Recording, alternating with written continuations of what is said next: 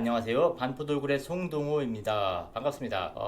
오늘은 주식 얘기를 주제로 바꿔보려고요. 영상에 앞서서 오늘의 주제는 물린 종목을 굳이 손절할 필요는 없다. 제가 본격적으로 영상을 올리게 된 지가 며칠 안 됐어요. 뭐 가끔씩 예전에도 올리긴 했지만 지금처럼 본격적으로 자주 올린 지가 얼마 안 됐어요. 왜냐면 이걸 시작한 계기도 2020년, 21년 같은 경우에는 코로나 사태로 주가가 저점을 찍고 쭉 3천 넘게 올랐잖아요. 그때는 전문 인력 자체가 필요가 없어요. 왜? 그냥 전문가가 픽을 해줘서 잘하는 게 아니라 리딩을 해줘 종목 추천을 해줘서 잘하는 게 아니라 그냥 장이 좋았어. 어지간한 주식을 사면 그냥 오른 장이었습니다. 그 당시에는 주식을 처음 시작하시는 분들은 이제 유입되기는 좋지만 전문 인력이 굳이 필요한 시장은 아니라고 봐요. 그냥 사면 오르는데. 제가 요즘 영상을 자주 올리는 이유가 그런 거예요. 지금은 정작 초심자분들이 전문적인 인력의 도움이 필요하다 라고 생각을 해서 제가 영상을 올리는 이유이기도 해요. 다시 넘어가자면은 주가 자체가 작년 2021년 7월달에 최저 고점을 찍었어요. 1월달이 선물지수로는 최고점인데 주가 지수로는 아마 7월달이 최고점일 거예요. 그러고 나서 계속 하락을 했습니다. 자, 오늘은 제 얼굴을 좀 작게 줄여보고 제가 잘생긴 것도 아니라서 봐서 무슨 소용이 있겠습니까? 주가 지수로 넘어가 보도록 할게요. 종목이랑 지수로 넘어가 보도록 할게요. 자, 화면 보이시죠? 얼굴 좀 더 줄이겠습니다. 오늘은 이 정도면 되겠네요. 지금 현재 보시는 화면이 주가 지수예요. 우리가 흔히 말하는 코스피 주가 지수를 말하는데 전반적으로 지금 어떻게 됐어요? 코로나 때 원래 주가가 이렇게 급작스럽게 오르는 게 부자연스러운 겁니다. 무슨 작전주처럼 올라요. 비트코인처럼 오릅니다. 비트코인도 마찬가지로 올랐죠. 비트코인도 주가도 마찬가지고 마치 작전주처럼 쏘아 올립니다. 이런 경우가 없었어요. 사실 주가가 이렇게 많이 오르는 사이클이 보통 30년에 한 번이긴 한데 이 정도로 쏘아 올리진 않았습니다. 중간중간 조정이 자연스럽게 있으면서 이렇게 올라야 되는데 이게 아니고 갑작스럽게 올렸어요. 부작용이 날 수밖에 없는 거죠. 근데 대부분 투자자분들이 이때 입문을 많이 했습니다. 왜? 처음에 샀을 때는 그냥 사자마자 오르니까. 근데 지금은 오름폭에 비해서 조정을 좀 줬습니다. 역시나 비교적 깊은 조정인데 오른 기울기에 비해서는 조정이 그래도 완만한 편이에요. 이게 무슨 말이냐면은 아직 다시 오를 여력이 있다. 그냥 계속 내리꾼다기보다는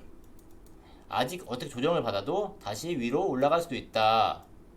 이런 여력이 있다는 거예요. 근데 전고점을 뚫느냐 이거는 잘 모르겠어요. 그때 가봐야지 알지. 이거는 잘 모르겠습니다. 어쨌든 제가 오늘 영상을 설명한 이유 중 하나가 저는 여러분들이 어떤 분들인지 몰라요. 어떤 주식을 샀는지도 모릅니다. 근데 대부분 주식이 시작을 삼성전자로 시작을 많이 했을 거예요. 삼성바이오, 삼성전자 이런 것들을 시작을 많이 했을 거예요. 우리나라 대표 주식이죠. 이것들이 어느 정도 가격에서 물렸느냐. 그러면은 물려서 굉장히 고생을 많이 하고 있는데 유혹의 손길이 찾아옵니다. 첫 번째, 리딩방 뭐예요? 지금 가지고 계신 종목 파세요. 파시고 더 좋은 종목을 제가 픽해드릴 테니까 그 종목 사시면은 돈 버실 수 있어요. 근데 대부분이 그렇게 시작을 해서 어떻게 됐어요? 손실을 많이 봤어요. 왜? 애당초부터 그렇게 리딩을 해준 사람이 실력이 없는 거야. 그냥 영업을 잘하는 거지. 유명한 거하고 잘하는 거랑 정말 별개입니다. 완전 달라요. 요즘에는 옛날에 비해서 방송에 대한 신뢰성이 많이 떨어졌죠. 인플루언서들의 신뢰성, 유튜버에 대한 신뢰성이 많이 떨어졌습니다. 그쵸? 어쨌든 간에 그렇게 해서 혹해가지고 들어갔다가 손실을 많이 먹었어요. 근데 지금도 근데 미련이 남아서 주식을 안 파신 분들도 있을 거예요. 오늘은 정확히 그런 분들을 위한 방송이에요. 두 번째, 그렇게 해서 리딩방에서 돈을 잃었어. 그런 다음에 또 어디서 들었는지 문자 보고 해외 선물이라는 걸 접합니다. 사실 제가 이전 영상에서 설명드렸다시피 해외 선물하고 FX 마진하고 비트코인 선물, 특히 배율이 높아지면은 이 세 개는 도박으로 칩니다. 투자 상품이긴 하지만 도박성이 너무 짙어요. 그래서 기존의 제도권에서는 실제로 투자를 시작하려면 허들이 있어요. 아무나 시작을 할 수가 없어. 증거금이 있다든지 아니면은 투자 교육을 받아야 된다든지 교육을 면제를 받으려면은 해당 자격증을 보유하고 있다든지. 왜냐면 자격증을 보유하고 있으면 그 자격증을 공부하는 과정에서 이런 것들에 대한 위험성을 대략적으로 알 수 있기 때문이에요. 자격증을 땄다고 무조건 잘하는 게 아니라 직원이라고 절대 잘하는 거 아니에요. 근데 어느 정도 위험한 건지는 인지를 하고 시작을 하기 때문에 그래서 허들이 있는 겁니다. 어쨌든 간에 또 해외 선물로 해가지고 손실이 났어. 근데 주식은 물리면 어쨌든 간에 그 주식이라는 실체가 남아있어요. 쭉 떨어지면서. 삼성전자 넘어가 봅시다. 대부분이 7만원 후반, 8만원 초반, 막 9만원 사이에서 이렇게 들어가 있는데 해골 이렇게 그려놓을게요. 다 죽고 있는 거야. 근데 어쨌든 떨어지는 순간에도 배당 줄 때 되면 배당은 나와요. 실체가 있다. 그래서 가지고 있으면 언젠가는 오르는데, 이것도 문제가 뭐냐면은 언젠가에 주가가 오르는데 내가 산 주식의 가격보다 더 많이 오르느냐, 아니면 올라도 나는 9만원대 샀어. 근데 아무리 올라도 7만원대에서 끝났어. 이러면 나는 샀지만 계속 손실을 보는 거 아니에요. 그쵸? 배당이 나오지만 배당으로 손실을 메우려면 몇십 년 걸릴 수 있어요. 근데 선물 옵션이라든지 해외 선물이라든지 비트코인 선물이라든지 비트코인으로 유도하신 분들은 대부분 그런 거랑 성격이 비슷해요. 우리가 보통 이제 은행이나 증권 말고도 보험을 들어놓잖아요. 뭐 보통 부모님이 들어주신다든지 아니 본인이 든다든지 하면은 갑자기 어느 날 지인이나 어떻게 뭐 보험사 직원이 와가지고 그런 얘기를 해요. 제가 보험 약관 봐드릴게요. 보험이 어떤 거 더 좋은 건지 봐드릴게요. 이 사람이 내 인생에 그렇게 관심이 없었는데 언제부터 이 사람이 남의 인생에 관심 많았을까? 봅니다. 약관을 보여줘요. 이게 안 좋네요. 이 보험으로 바꿔보세요. 그래놓고 대부분 뭐야? 종신보험 추천해줘요. 한마디로 그냥 멀쩡한 보험을 깨가지고 자기 이득을 위해서 쓰레기 같은 상품을 입으로 쳐넣어주는 거야. 그거랑 다를 바가 없어요. 왜냐면 리딩방 하시는 분들이 대부분 보험 파시는 분들 아니면 핸드폰 파시는 분들이 전문가 행세를 많이 하더라고요. 그래서 그렇게 넘어온 것 같아. 어쨌든 미련을 가지고 계시는 분들은, 지금 주식을 안 팔고 홀드하신 분들은 어떻게 보면은 못한 선택이 아니에요. 물론 뭐 선물 옵션이 좋긴 좋아. 근데 그걸로 인해서 돈을 못 버는 사람들이 너무 많아. 그렇죠? 지금 그런 선택지로 가신 분들은 오히려 지금이 주식을 사기엔 좋다. 2020년, 21년에 각종 매체나 유튜브에서 뭐라 그랬어요?